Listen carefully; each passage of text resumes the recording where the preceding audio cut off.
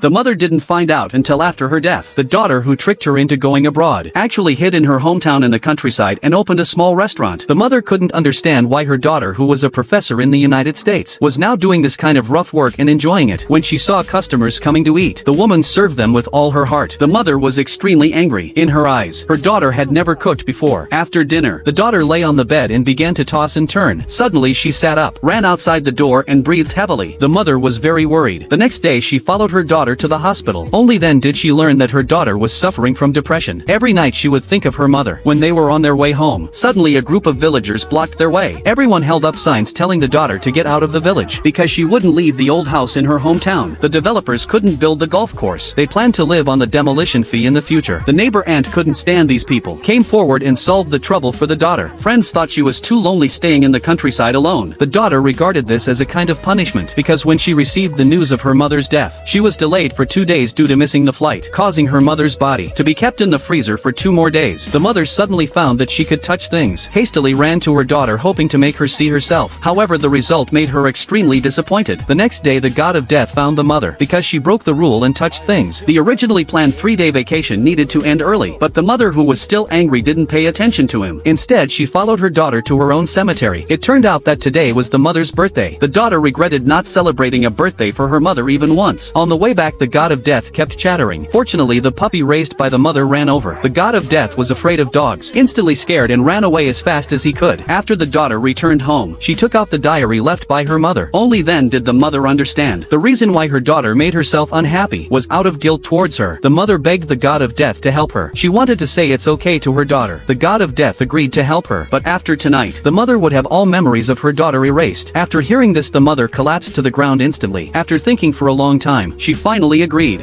As soon as the daughter opened her eyes, she saw her mother in front of her. The daughter hurriedly went to the kitchen to busy herself. She not only made seaweed soup for her mother, but also cooked many seasonal dishes. It was the first time the mother ate the food made by her daughter. She felt extremely happy. The daughter also brought a plate of dumplings. The mother took a bite. It tasted exactly the same as the one she made herself. The mother had always hoped that her daughter could spend a birthday with her. Today this wish was finally fulfilled. After dinner, the two sat outside together to enjoy the moon. The daughter confessed she often thought of the happy memories with her mother, but she never made a single phone call. She felt very sorry. The mother lay on the bed and chatted with her daughter. That was the scene she had long dreamed of. After lulling her daughter to sleep, the god of death also began to delete the memories in her mind. The next day, when the daughter woke up, the remaining warmth on the bed made her sure that her mother had been there last night. At this moment, a gust of wind blew, turning a page of the notebook behind her. On it was the blessing written by her mother last night. She prayed that her daughter could live to be 100 years old and thanked her for being her daughter.